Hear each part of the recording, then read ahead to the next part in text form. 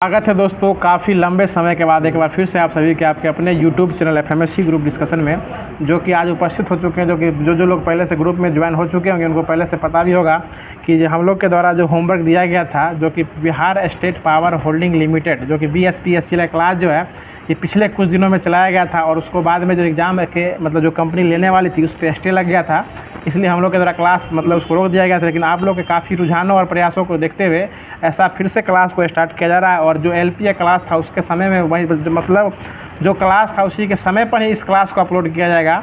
मतलब जो पहले LP का सेक्शन चलते आ रहा था, मतलब साइंस स्पेशल जो बायोलॉजी सेक्टर चलते आ रहा था, उसी में अल्टरनेट डे मतलब एकांतर दिन की अवकाश को लेते हुए इसको स्टार्ट किया जा रहा है। एक दिन उसका क्लास चलाया जाएगा और LP टेक्नीशियन जो मतलब जो लोग ITI किए होंगे वो तो LP का फॉर्म डाले ही होंगे, और जो लोग ITI के साथ साथ जिनका ट्रेड जो होगा, ये जो कि BSPCL में इलेक्ट्रीशियन ट्रेड होगा, वो सभी लोग जो है, अधिकांश लोगों का इलेक्ट्रीशियन ट्रेडिंग होता है, तो वो सभी लोग BSPCL का फॉर्म भरे होंगे। तो उन दोनों सभी लोगों के लिए क्लास रामबाण साबित होने वाला है और आप ही लोगों के प्रयासों और रुझानों के बदौलत जो है फिर से क्लास को स्टार्ट किया जा रहा है। उम्मीद करते हैं क्लास जो है काफ़ी अच्छा लगने वाला होगा। और जो इससे पहले जो कि आपको रुक्मिणी प्रकाशन का बुक है उसके माध्यम से इसको ख़त्म कर दिया गया था। इसमें मात्र 2 चैप्टर जो था वो पहले ख़त्म कर दिया गया था, और आज जो कि आपको एक दिन पहले होमवर्क के माध्यम से जो ग्रुप में दे दिया गया था, वही होमवर्क जो कि आज दिया गया था भूमिगत केबल यानी कि अंडरग्राउंडेड केबल, इसकी चर्चा जो है आज की वीडियो में देखने को मिलने वाला है। इसलिए वीडियो के अंत तक बने रहिएगा। और जो भी लोग अभी तक हमारे चैनल को सब्सक्राइब नहीं किए हैं, चैनल को सब्सक्राइब कर लीजिए और नोटिफिकेशन बेल को ऑल पे सेट कर लीजिएगा, ताकि BSPCL से रिलेटेड या फिर ALP से रिलेटेड या फिर BSSC और LP टेक्नीशियन को देखते हुए RPF SI NTPC का ये वैकेंसी शायद कल आ ही गया होगा, तो इन सभी चीज़ों को देखते हुए जो हम लोग के द्वारा जो 8 PM में वीडियो डाला जाता है वो, और 11 AM में जिस वीडियो का भी आप लोग देख रहे हैं वो, तो सारे क्लासों का नोटिफिकेशन एक ही चैनल, एकमात्र FMSC जो एक इकलौता चैनल है पूरे यूट्यूब पर जो कि ग्रुप डिस्कशन के लिए काफ़ी फेमस है, इसको आप लोग सब्सक्राइब कर लीजिए और सब्सक्राइब करने के साथ नोटिफिकेशन बेल कॉल पे सेट कर लीजिएगा, ताकि हम लोग का सारा प्रयास जो सबसे पहले आप तक पहुंच जाए। तो बिना समय गए हमारे वीडियो को स्टार्ट करते हैं और वीडियो के अंत तक बने रहिएगा। एक छोटा रिवीजन पैकेज के रूप में जिसको ट्रेड थ्योरी को कराने का प्रयास किया जा रहा है।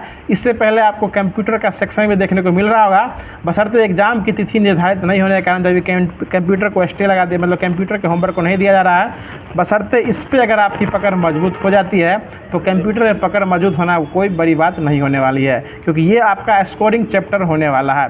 तो स्टार्ट करते हैं। आज का क्वेश्चन बताइएगा, जो आधुनिक युग में विद्युत शक्ति का संचरण और वितरण जो है ये सिरोपरि तंत्र के द्वारा किया जाता है। मतलब सिरोपरि तंत्र उसको कहा जाता है जो अंडरग्राउंड, जो सिर के ऊपर रहता है, जो सिर के ऊपर रहता है। लेकिन जो सिर के ऊपर रहता है वो आधुनिक रूप में किया जाता है, लेकिन वर्तमान में कुछ ऐसे जगहों हैं जो कि कहा गया था सिर के अंदर, मतलब जो अंडरग्राउंडेड केबल के रूप में जिसका किया जाता है उसी को जो है भूमिगत केबल कहा जाता है। मतलब जो भूमि के अंदर है उसको क्या कहा जाता है, भूमिगत केबल, और जो भूमि के ऊपर है उसको सिरोपरि तंत्र कहा जाता है। सिर के ऊपर, नाम से स्पष्ट है सर जी, सिरोपरि तंत्र सिर के ऊपर हो जाएगा, सिर के ऊपर हो जाएगा। चलिए अगला क्वेश्चन बता दीजिएगा।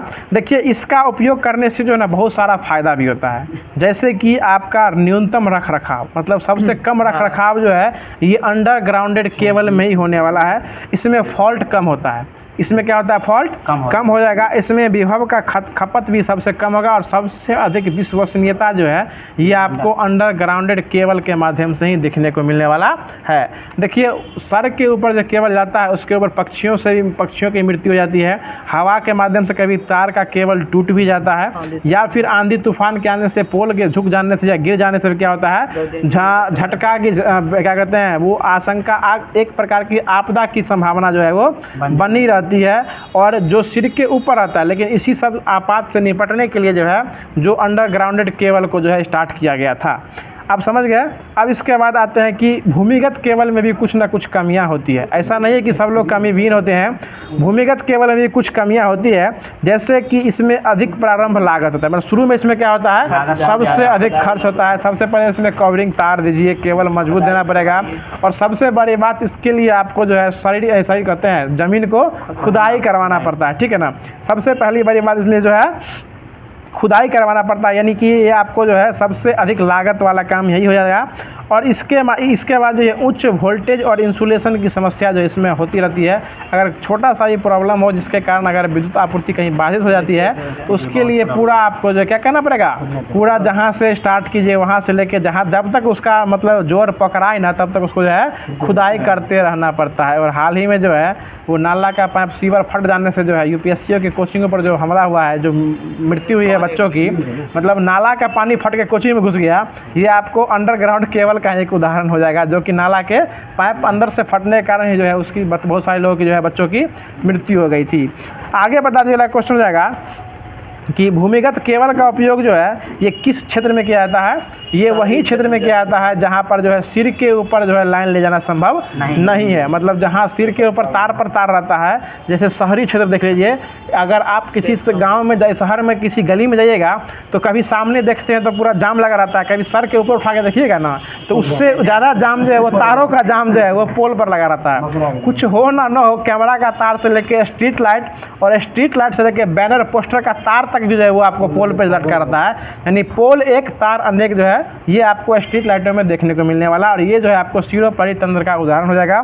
और सिरोपरि तंत्र से बचने के लिए जो है भूमिगत केबल का स्टार्टिंग जो है वो किया गया था। चलिए अब अगला क्वेश्चन बता दीजिएगा, जो इसका उपयोग सबसे ज़्यादा जो है स्टेशन के आसपास वाले क्षेत्रों में किया जाता है, ताकि वहाँ जो है विद्युत सेवा बाधित जो है वो न हो। और इसमें जो है इसका उपयोग किया जाता है जहाँ घनी आबादी हो, इन सभी क्षेत्रों में जो क्या किया जाता है, अंडरग्राउंडेड केबल का उपयोग जो है किया जाता है। कोई दिक्कत समझ गए मेरे बाबू। अब बता दीजिएगा क्वेश्चन है कि वर्तमान में भूमिगत केबल का उपयोग जो है ये शहरी क्षेत्रों में विद्युत शक्ति के संचरण के माध्यम में भी किया जाता है। यानी शहरी क्षेत्रों में जो है विद्युत आपूर्ति भी अब जो है ये आपको क्या किया जाता है, अंडरग्राउंडेड केबल के माध्यम से ही किया जाता है। देखिए सबसे अब तो मोबाइल का ज़माना आ गया है, पहले टेलीफोन की तार जो होती थी ना, आपको बताते चले ये आपको अंडरग्राउंडेड तार ही होती थी। तो टेलीफोन की जो तार चलती थी वो अंडरग्राउंडेड होकर ही चलती थी। और अब जो है नाला से लेके और आपको नल जल हर घर नलका जल का पाइप भी जो है ना वो आपको अंडरग्राउंड ही मिलने वाला है। जहाँ कहीं भी आपको बाहर का मिलेगा और उसको जलना उसको काट देता है, रिश्ता के मैंने उसको काट भी देता है ताकि उसके यहाँ पानी न पहुँचे। आगे बता दीजिएगा, अगला क्वेश्चन हो जाएगा कि इसमें जो है ना अचालक आवरण युक्त जो है ना तार को केबल कहते हैं।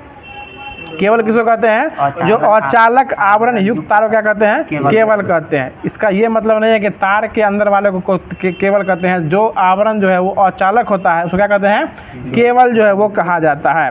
इसमें एक से अधिक ऐंठे हुए तार रहते हैं, एक से अधिक ऐंठे। देखिए नॉर्मल केबल देखिएगा, सिंगल फेज डबल फेज समझते होइएगा। अगर उसी सिंगल पे मतलब छोटा मोटा लाइन ले जाना है तो आप 2 मीटर 2 मीटर के भी तार से लाइन ले सकते हैं। लेकिन अगर उससे बड़ा चीज़ आपको चलाना है तो आप 2 मीटर के या 2 mm के तार से या फिर नॉर्मल 0.5 एम्पियर के स्विच से किसी बड़े चीज़ को चलेगा तो चलेगा, लेकिन स्विच आपका 2 मिनट में जल के राख हो जाएगा। ठीक है ना। इसके लिए आपको क्वालिटी को बढ़ाना पड़ता है, यानी केबल की मोटाई को जो है वो बढ़ाना पड़ता है। जितना केबल का मोटाई बढ़ाएगा उसके लिए तार की संख्या उसमें अधिक से अधिक जो है वो देना पड़ेगा। ठीक है ना। अगर आप देखते होइएगा जो ट्रांसफार्मर से जो तार आता है वो जो आप घर में यूज करते हैं वो तार रहता है, वो नहीं रहता है, क्योंकि वो मेन लाइन रहता है। वो वहाँ से पोल के मतलब धीरे धीरे वहाँ से पतला होते होते आपके रूम में आते आते जो सिंगल फेज का लाइन जो है वो कॉपर का तार बच जाता है। लेकिन वहाँ जो एल्युमिनियम का तार दिया रहता है ट्रांसफार्मर पे, वो एक हाई पावर का तार दिया रहता है और वह तार जो है वो ऐंठ के लपेटा रहता है। समझ गए ना। मतलब ये कहने का मतलब हुआ कि केबल का तार जो उपयोग किया जाता है उसमें कैसा तार रहता है, ऐंठा हुआ तार जो है वो इसका उपयोग किया जाता है। उससे ऐंठने से क्या होता है, पहला तो तार की मजबूती बढ़ जाती है, तार की मजबूती बढ़ जाती है। दूसरा जो है एक तार के ऊपर दूसरा तार लपेटा रहता है तो उसमें विद्युत की स्पार्क होने की क्षमता भी जो है वो कम होती है। और दूसरा तार जो जाएगा उससे तो कवरिंग होकर तार जा रहता है, उसमें तार को जो है टाइट करने में जो है ना वो सहायता जो है वो मिला रहता है, ताकि दो तारों के बीच अगर पोल की दूरी कभी कभी टूट भी जाती है तो वो ऐंठन पे पोल का तार जो है वो टिका रहता है। कभी कभी देखते हुएगा गांव घर में, हाँ, और विद्युत संचरण जो वो भी उसी पथ में करता है। और दूसरा बात, जब देखते हुए गाँव घर में जब बारिश के माध्यम से कहीं कहीं पोल धंस जाता है तो तार पर पूरा पोल टिका हुआ रहता है, देखते हैं ना। तो वो तार की ऐंठन जो है वो उसको मजबूती प्रदान करती है कि पूरा पोल को वो संभाले हुए रहता है। ये आपको सिरोपरि तंत्र का उदाहरण हो जाएगा। समझ गए सर जी। चलिए अगला बता दीजिए, अगला क्वेश्चन हो जाएगा कि इसमें जो है ना एक से अधिक तार ऐंठे हुए होते हैं और प्रत्येक तार जो है प्रत्येक तार एवं केवल चालक होता है, अपितु प्रत्येक चालक या तार केवल जो नहीं होता, यानी प्रत्येक तार जो है ये केवल चालक होता है, लेकिन परंतु प्रत्येक चालक जो है प्रत्येक चालक तार का केवल जो है वो नहीं होता, यानी केवल में चालन जो है वो नहीं होता है, सिर्फ तार में क्या होता है विद्युत धारा प्रवाहित होती है। केवल जो है वो अचालक होता है और उसको कवरिंग के रूप में जो है वो उपयोग किया जाता है। चलिए, बस बार चालक तो है परंतु केवल नहीं है, इसका क्या अर्थ है? बस बार चालक तो है परंतु केवल नहीं है। आगे बता दीजिएगा क्वेश्चन है भूमिगत केबल। तो भूमिगत केबल जो है एक या एक से अधिक चालकों से मिलकर बनी होती है जो विद्युत रोधी पदार्थों की सुरक्षा कवच के द्वारा चारों ओर से ढकी रहती है। मतलब भूमिगत तार जो रहती है किससे ढकी रहती है? विद्युत रोधी सुरक्षा कवच से चारों तरफ जो है वो ढकी रहती है। मतलब कभी कभी देखते होइएगा, अभी क्या अभी आप रूम से बाहर निकलिएगा तो अभी भी आपको ओपन वायर जो है कहीं कहीं देखने को मिल जाएगा। बाजार में ही आपको ओपन वायर देखने को मिल जाएगा, लेकिन ज़मीन के अंदर जो है कभी ओपन वायर नहीं दिया जाता। इसके लिए आपको जो है हमेशा कवरिंग केबल का दिया ही जाता है। आगे बता दीजिएगा भूमिगत केबल जो है कार्य तो है इसका वोल्टता और सर्विस दोनों प्रकार पर निर्भर करती है। यानी भूमिगत केबल जो है ये उसके वोल्टेज और उसका जो सर्विस दोनों पर क्या होता है? निर्भर करता है। कौन सा केबल? भूमिगत केबल, यानी अंडरग्राउंडेड केबल जो हो जाएगा। चलिए आगे बता दीजिएगा भूमिगत केबल की संरचना। अब जो है भूमिगत केबल की संरचना कैसे कैसे भूमिगत केबल बनती है वो बताने का प्रयास करें। जैसे देखिए इसमें पहला भाग हो जाएगा इसका कोर या चालक। पहला भाग कोर या चालक। देखिए किसी भी भूमिगत केबल में एक या एक से अधिक चालक को ही एक या एक से अधिक चालक या कोर हो सकते हैं। यानी किसी भी भूमिगत केबल में कितना चालक हो सकते हैं? एक से अधिक चालक या कोर जो है हो सकते हैं। ये उसके उपयोगिता पर निर्भर करती है कि आप जो है किस चीज़ में इसमें उसको उपयोग जो है वो करने वाले हैं। छोटा मोटा काम करना है तो एगो केबल लेके दौड़ जाइए, एक से अधिक मतलब बड़ा काम करना है तो एक से अधिक जो है काम करिए। ठीक है, जैसे अगर आप पावर हाउस से लाइन ले रहे हैं एगो केबल लेके दौड़ेगा तो दिखते ना होगा। वही बात है, अगर बड़ा फैक्ट्री में लाइन ले रहे हैं एगो एमसीबी काम चलेगा। वही बात है, उसके लिए एक से अधिक जो है केबल या कोर का होना जरूरत है। आगे बता दीजिएगा कि देखिए इसमें एग्जाम्पल भी दिया हुआ है कि यह केबल की उपयोगिता पर निर्भर करता है। जैसे 3 चालक के लिए 3 फेज होना जरूरी है, तो 3 को तार लेके चलेगा, 3 को फेज होना आपका जरूरी है। एगो प्लस एगो माइनस एगो न्यूट्रल का होना जरूरी हो जाता है। नॉर्मल कोई भी चालक लेके दौड़िएगा, नॉर्मल कोई भी अगर आप फेज लेके जाते हैं भूमि के अंदर तो उसमें क्या होता होगा? 3 को पॉजिटिव नेगेटिव और अर्थिंग जो है ये होता ही है। आप कोई भी तार देखिएगा जिसमें 3 प्लग लगा रहता है, और जब इससे पहले 3 प्लग भी दूसरा चैप्टर में पढ़ाया गया था तो विद्युत सर्विस में, तो इसमें भी दो बात बताया गया था आपको कि पहला तो पॉजिटिव होता है, दूसरा नेगेटिव होता है, और तीसरा जो है वो 3 प्लग जिसको कहते हैं वो आपको एगो अर्थिंग रहता है जो कि उसके स्विच को कस के पकड़ने के साथ साथ अर्थिंग का भी काम जो है वो किया करता है। देखिए अब आगे है इसके बाद इंसुलेशन। प्रत्येक कोर या चालक जो है उपयुक्त मोटाई के कुछ चालक पदार्थ में इंसुलेटेड होते हैं। यानी प्रत्येक कोर जो होता है या कोर या चालक जो होता है ये मोटाई उसके उपयुक्त मोटाई के कुछ चालक पदार्थों के अंदर घिरे रहते हैं। यानी जितना भी कोर यानी केवल जो तार जाता है चालक वाला वो किसके अंदर इंसुलेटेड रहते हैं? ये और चालक यानी कुचालक पदार्थ से क्या रहते हैं? इंसुलेटेड रहते हैं। देखते हुए किसी तार को खींचिएगा तो जल्दी खींचाएगा नहीं, उसका प्लास्टिक का पन्नी उन्नी सही से खिंचाने लगता है। ठीक है ना, खासकर अगर महीन तारों का व्यास देखिएगा जो मतलब रेडियो का जो काम करता है तो उसमें जो कवरिंग तार रहता है उसको अगर आप छीलने का काम कीजिएगा उसमें 3-4 गो धागा निकलता है। ठीक है ना, उसमें एगो धागा जो रहता है जो आपको उसके तन्यता के लिए दिया जाता है, उसके अंदर जब छिलिएगा ना तब आपको जो है वो लाइन का तार जो है वो निकलता है। यानी कोर जो है उसके अंदर निकलता है, यानी कवरिंग तार के कवरिंग के अंदर जो है मेन लाइन जो है हाँ वो रहता है। उसी की जो लपेटने की प्रक्रिया जो रहती है ना उसी को इंसुलेशन जो है वो कहा जाता है। समझ गए विक्रम बाबू? अब बता दीजिए अगला क्वेश्चन है कि इंसुलेशन की मोटाई जो है ये केबल द्वारा वहन किए जाने वाले विभव पर निर्भर करती है। पहले बता दिए कि उसकी मोटाई किस पर निर्भर करेगी? जो उसके द्वारा विभव लिए जाया जा रहा है उस पर डिपेंडेंट करेगी कि आप किस प्रकार के केबल का उपयोग जो है किस क्षेत्र में करने वाले हैं। सामान्यतः आपको पंखा चलाना है और आप जो है 12 mm का तार दौड़ा दीजिएगा पूरे रूम में, पंखा चलवे करेगा लेकिन खर्चा आपका अधिक हो जाएगा। वही बात है अगर आपको फ्रिज चलाना है 2 mm का तार दौड़ा दीजिएगा, फ्रिज तो एक दिन चलवे करेगा, दूसरा दिन आपका तार उर सब गल जाएगा। समझ गए ना, तो वही बात हो जाएगा। देखिए अब देखिए इसके बाद जो है अब है इसके बाद धात्विक सतह। तो केबल को नमी, गैस और अन्य कारकों से जो है ना एल्किनो आदि से सुरक्षित रखने के लिए जो इसके ऊपर जो है धात्विक पदार्थ की सतह, एल्युमिनियम की सतह का प्रयोग किया जाता है। धात्विक पदार्थ का एल्युमिनियम की सतह का प्रयोग जो है वो केबल को सुरक्षित करने के लिए, नमी से बचाने के लिए जिसका उपयोग जो है वो किया जाता है। देखते हैं कोई कोई केबल जो है एल्युमिनियम वाला तार देखें कभी, एल्युमिनियम वाला तार जल्दी जो है वर्षा और धूप में लगने से क्या होता है, जल्दी ख़राब हो जाता है। कॉपर वाला तार जो है वो लंबे समय तक चलता है। तो ये आपको इसमें धातु की जो परत चढ़ाई जाती है एल्युमिनियम की, वो उसके मात्रा पर डिपेंड करता है कि हर तरह का जो है। और एक बात ये भी याद रखिए कि एल्युमिनियम का तार ही जो है वो आपको ट्रांसफार्मर हो या फिर बड़े बड़े लाइनों में जो है उसमें कॉपर का वायर जो है वो मेन लाइन में उपयोग जो है वो नहीं किया जाता, उसमें एल्युमिनियम का ही उपयोग किया जाता है। क्योंकि एल्युमिनियम जो है ये कॉपर एक प्रकार का क्या हो जाएगा, ये आपका धातु हो जाएगा। और ये धातु जो है आपको नमी जो है, केबल को नमी बनाने में सबसे अधिक जो है, नमी से दूर रखने में सबसे अधिक योग्यता जो है मदद करता है। समझ गए? नहीं समझे? फिर से बोल दे। जो एल्युमिनियम का तार का उपयोग जो किया जाता है ये आपको नमी से उसको दूर करने के लिए धातु की उसमें परत जो है वो चढ़ाई जाती है और ये सस्ता भी होता है। इसलिए देखते हुए ट्रांसफार्मर का, ट्रांसफार्मर हो या फिर मेन लाइन जो रहता है वो किसका रहता है, एल्युमिनियम के तार का ही रहता है। हाँ, और वो भी ऐंठा हुआ रहता है, नॉर्मल नहीं रहता है। तो उसको खोलिएगा तो एक एक तार उसमें से निकलते रहता है। कभी खोल के देखिएगा। आगे बता दीजिएगा, अगला क्वेश्चन हो जाएगा। अब इसके बाद आता है बेंडिंग। तो बेंडिंग जो है धात्विक सतह पर एक फाइबर पदार्थ यानी जूट या हेस्टियन टेप की बेंडिंग चढ़ा दी जाती है, जिसको धातुओं को घर्षण या यांत्रिक खरोंच से और चोटों से बचाने के लिए लगाया जाता है। बेंडिंग जो किया जाता है धातुओं में बार बार जो अगर तार में तार रगड़ाए तो उसमें खरोंच आके खुद में स्पार्क न मारे, इसके लिए उसके ऊपर क्या किया जाता है, बेंडिंग, बेल्डिंग नहीं, बेंडिंग जो है वो करा दिया जाता है। अब इसके बाद आते हैं आर्मिंग। आर्मिंग जो है बेंडिंग के सतह के ऊपर आर्मिंग की जाती है। देखिए सबसे पहले कोर या चालक का चयन किया जाता है, उसके बाद उसमें इंसुलेशन किया जाता है, इंसुलेशन के बाद धात्विक सतह चढ़ाई जाती है, उसके बाद उसको बेंडिंग किया जाता है और बेंडिंग के बाद जो है वो आर्मिंग किया जाता है। आर्मिंग करने के बाद जो है उसको सर्विंग करके जो है सर्विंग करने के बाद उसके बाद जो है वो आपको अंडरग्राउंड जो है वो तार को करें, उसके इतना प्रक्रिया करने के बाद जो है अंडरग्राउंड केबल जो है वो तैयार होता है। समझ गए ना? चलिए अब आते हैं इसके बाद केवल विद्युत रोधी पदार्थ। तो केबलों को प्रयोग में लाने के लिए केवल विद्युत रोधी पदार्थ का कुछ महत्वपूर्ण गुण होना चाहिए, यानी विद्युत रोधी पदार्थ ही केबल में काम आने वाला है। इसका कुछ गुण होता है, देख लीजिएगा कि इसकी पराविद्युत सामर्थ्य जो है उच्च होनी चाहिए, यानी इसकी पराविद्युत सामर्थ्य कैसी होनी चाहिए, उच्च होनी चाहिए।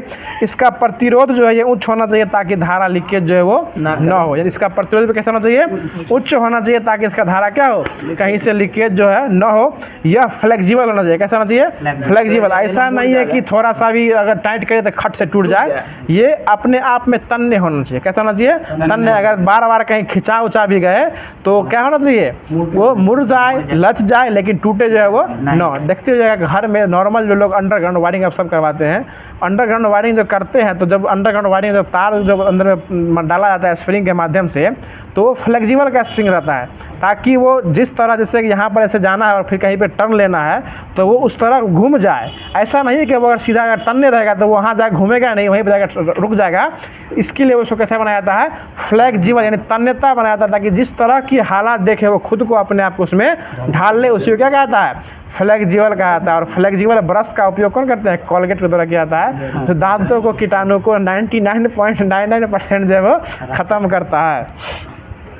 चलिए अगला क्वेश्चन बता दीजिए। अगला हो जाएगा कि इसमें प्रत्यास्था और चिपकाव आदि यांत्रिक गुण जो है उच्च होते हैं, यानी इसमें यांत्रिक गुण भी कैसे होते हैं, उच्च होते हैं। ये सभी गुण जो है ये आपको विद्युत रोधी पदार्थ जो कि अंडरग्राउंडेड केबल है, इस सभी का गुण हम चर्चा कर रहे हैं।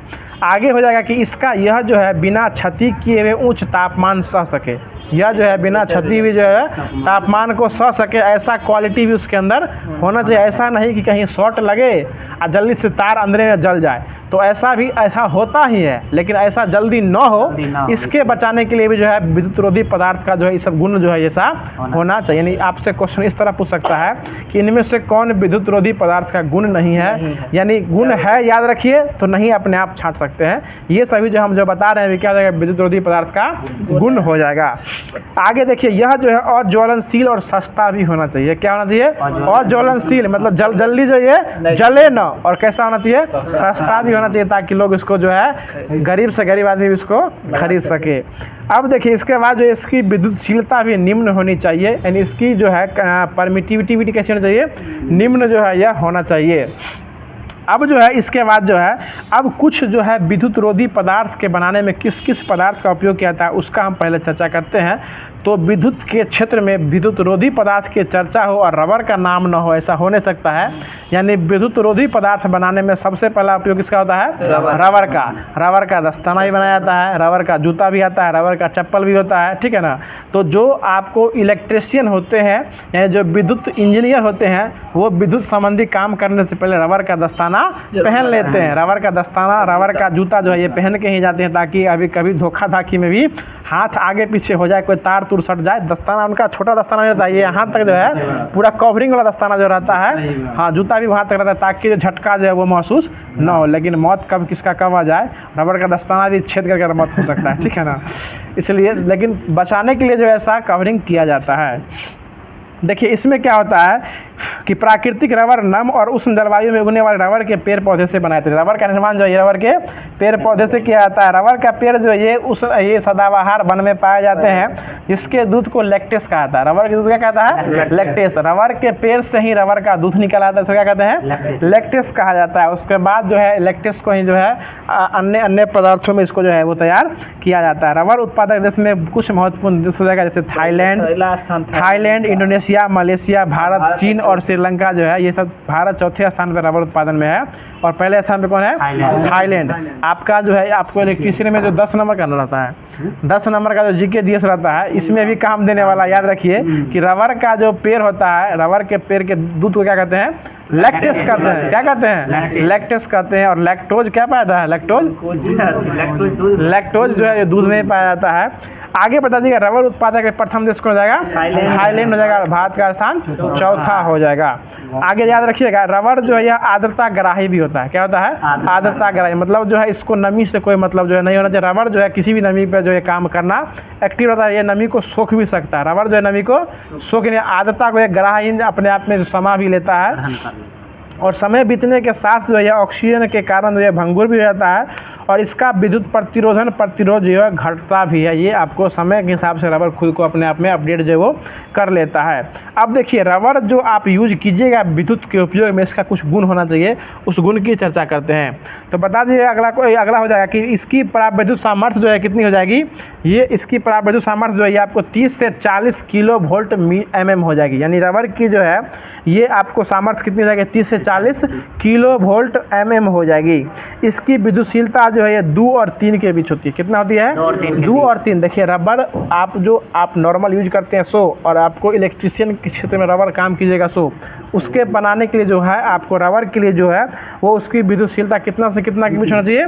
2 से 3 के बीच होना चाहिए। और इसका विशिष्ट प्रतिरोध जो है 10 के पावर 13 ओम होना चाहिए। कितना चाहिए? 10 के पावर 13। ये सब याद रखिए कि रबर जो है आप यूज कीजिएगा विद्युत प्रतिरोध के रूप में, इसका विशिष्ट प्रतिरोध कितना चाहिए? 10 के पावर 13 ओम होना चाहिए। विशिष्ट प्रतिरोध 10 के पावर 13 ओम होना चाहिए। और विद्युतशीलता जो है वो 2 से 3 के बीच होना चाहिए। और इसका सुरक्षित तापमान जो है लगभग 40 डिग्री सेल्सियस होना चाहिए। यानी 40 डिग्री सेल्सियस तक जो है रबर जो है वो अपने आप को सर्वाइव जो है वो कर सकता है। इससे अधिक मिलिएगा तो अपने खुद पिघल जाएगा। 40 डिग्री सेल्सियस से अधिक अगर यूज कीजिएगा इसको तापमान में तो क्या होगा? ये खुद पिघलना स्टार्ट हो जाएगा। इस सब की इसकी क्राइटेरिया दी गई है। यह जो है कुछ हद तक नमी को भी सोख सकता है। रबर जो क्या करता है? कुछ हद तक नमी को भी सोख सकता है। मतलब हल्का फुल्का बारिश झटका उटका देता है, उसमें आप रबर के दस्ताने पहन कर जो वो काम कर सकते हैं। और ये काफ़ी नरम होता है। रबर कैसा होता है? काफ़ी नरम होता है। ऐसा नहीं कि आपके हाथ में आया तो हमारे हाथ में नहीं आएगा, आप इसको यूज कर लेते हैं, हम इसको यूज नहीं कर सकते हैं। ये काफ़ी नरम होता है, ये सबके हाथ में फिक्स हो जाएगा, यानी फ्लेक्सिबल होता है ये। आगे हो जाएगा। अगला क्वेश्चन है कि वल्की नृत्य भारतीय रबर। और ये रबर की जो है ना वल्की नृत्य भारतीय रबर में स्टार्ट करते हैं। तो बता दीजिएगा वल्की नृत्य करने के लिए रबर का जो है ना ये 1 से 5% गंधक के साथ इसमें जिंक मिलाया जाता है, जो कि 130 डिग्री सेल्सियस से लेकर 160 डिग्री सेल्सियस तक इसको गर्म किया जाता है। यानी रबर को वल्की नृत्य करने के लिए 130 डिग्री से 160 डिग्री तक क्या किया जाता है? गर्म किया जाता है। किसके साथ मिला के? जिंक के साथ। जिंक और गंधक के साथ मिला के क्या कहता है? गर्म किया जाता है। चलिए इसका लो को जो है ना मीडियम वोल्टेज कहते हैं। इसमें अगर लो हो जाएगा LOW लिख रहा है, इसका मतलब क्या हो जाएगा? ये मीडियम वोल्टेज हेतु के लिए रबर का उपयोग जो है इसका उपयोग करते हैं। अब इसके बाद आता है VIR। VIR मतलब हो जाएगा आपको वैक्यूनाइड इंडियन रबर। जो कि इसका कुछ गुण और दोष हो जाएगा। देखिए इसमें जो आपको जो प्राकृतिक रबर था उसका विद्युतशीलता जो हो जाएगा ये 2 से 3 के बीच हो जाएगा, और ये VIR का जो रबर हो जाएगा इसका जो है ये 2 से 3.5 के बीच हो जाएगा। कितना हो जाएगा? 2 से 3.5 हो जाएगा। और इसका विशिष्ट प्रतिरोध 10 के पावर 13 ओम था, प्राकृतिक वाला का इसका 10 के पावर 14 ओम सेंटीमीटर हो जाएगा। क्या हो जाएगा इसका विशिष्ट प्रतिरोध? विद्युतशीलता इसका हो जाएगा 2 से 3.5, 2 से 3.5 किसका हो जाएगा? VIR वाले रबर का, और प्राकृतिक रबर का 2 से 3 के बीच हो जाएगा। और VIR वाले रबर का कितना हो जाएगा? 2 से 3.5 हो जाएगा विद्युतशीलता, और विशिष्ट प्रतिरोध 10 के पावर 14 ओम हो जाएगा। देखिए वो जो है नमी कुछ सोख लेता था, कौन? प्राकृतिक रबर वाला। ये नमी का प्रतिरोधक होता है। ये नमी जो है उसको कोई इसको मतलब नमी रहे, इस नमी को सोखने का काम जो ये नहीं करता है। और यह जो है मतलब प्राकृतिक रबर जो था वो आपको लचीला और मुलायम होता था, ये आपको क्या होता है? कठोर होता है। ये प्रत्यास्थ यानी जो है कठोर होता है।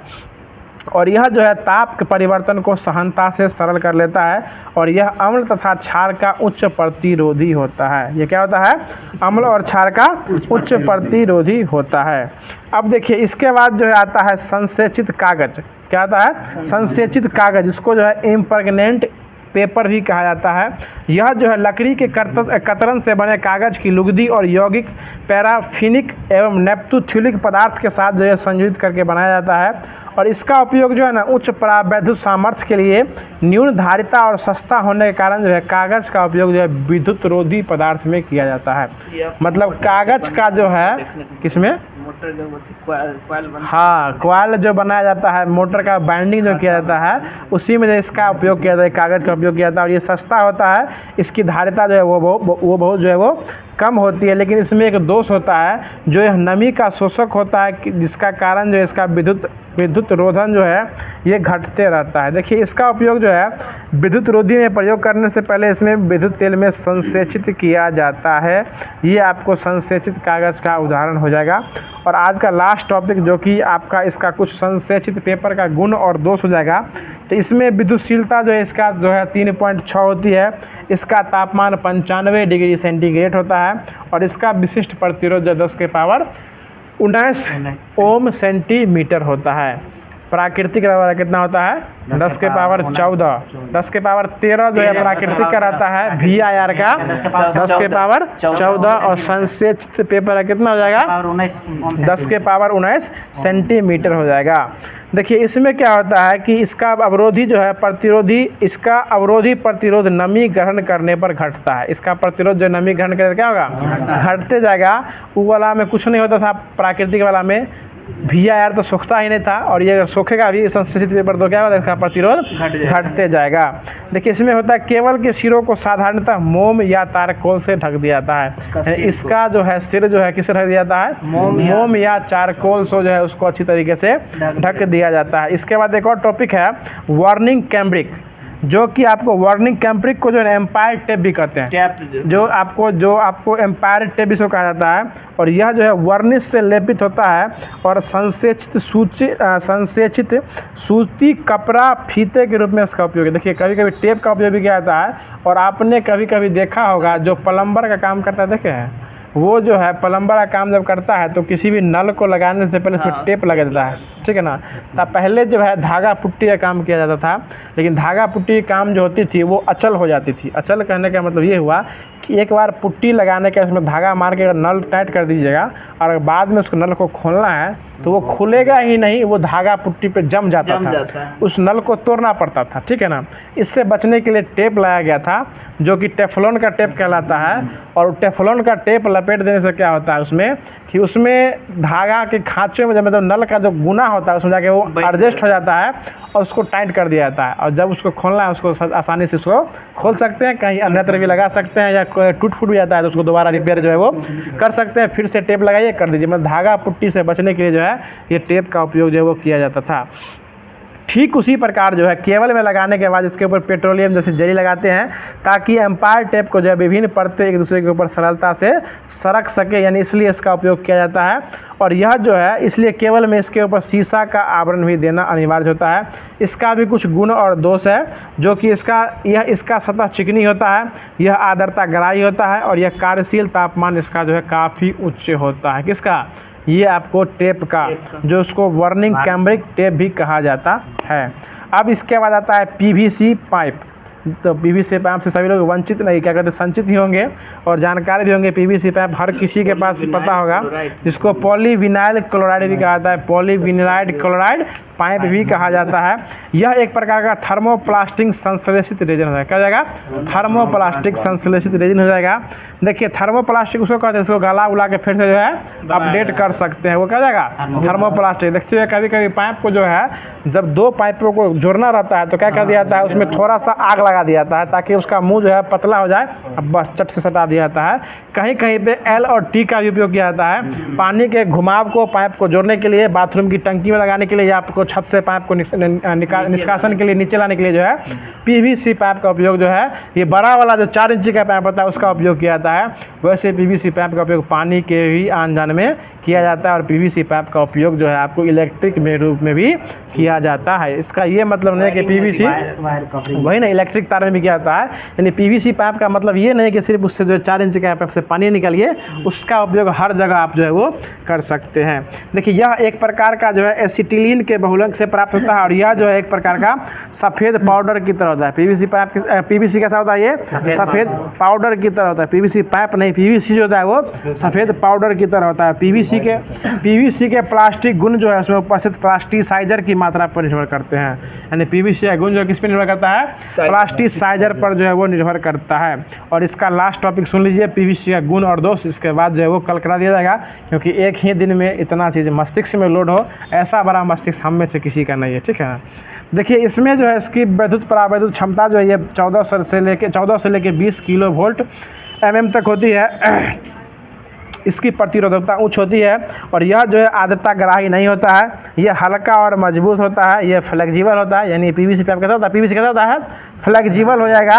और पीवीसी का उपयोग जो है ना, यह केवल साधारणतः मध्यम वोल्टेज के प्रयोग के लिए किया जाता है। किस वोल्टेज के लिए? मध्यम वोल्टेज के लिए इसका उपयोग किया जाता है। और इसका अधिकतर तापमान जो है 65 डिग्री सेल्सियस होता है। कितना होता है? 65 डिग्री सेल्सियस होता है। और संचित पेपर का कितना होता है? 95 डिग्री सेल्सियस। किसका होता है? संचित पेपर का 95 डिग्री सेल्सियस हो जाएगा। चलिए अगला क्वेश्चन बता दीजिए। अगला क्वेश्चन हो जाएगा कि केवल को इंसुलेशन को छीलने के लिए चाकू को कम से कम कितना डिग्री एक कोण पर रखना चाहिए? 20 डिग्री एक कोण पर रखना चाहिए। केवल को छीलने के लिए कितना डिग्री एक कोण पर चाकू रखना चाहिए? 20 डिग्री। आप देखिए जो मिस्त्री उस्त्री होता है एक बार में तार छील देता है। अब तो एक प्रकार का टेपारिया का जो है ना अथी भी आता है, तार छीलने वाला भी, एक बार घुसाइए ऐसे हट दिया पूरा तार जो है वो छील जाता है। लेकिन पहले जो है तार छीलने के लिए कितना डिग्री एक कोण रखना चाहिए? जानते थे इससे पहले? नहीं ना जानते थे, यानी दांत से तो काटे दांत कट जाएगा आपका, यानी 20 डिग्री देता है। हाँ ट्रेड में पूछेगा पहले हटा देगा आपको, दांत से नहीं छिलना है। 20 डिग्री कौन लगा के तार क्या करना है? छीलना है, किसी भी तार को छीलना है। तो जो ये होमवर्क दिया गया था इसमें जो पीवीसी पाइप के पीवीसी गुण और दोष तक पूरा करा दिया गया। उम्मीद करते हैं काफ़ी क्लास अच्छा लगा होगा। मतलब लाइन बाय लाइन जो इसमें जो भी दिया गया था उसको पूरा हमारे द्वारा जो है भूमिगत केबल का जो है वो कराया गया है। क्लास कैसा लगा कमेंट बॉक्स के माध्यम से जरूर बताइएगा।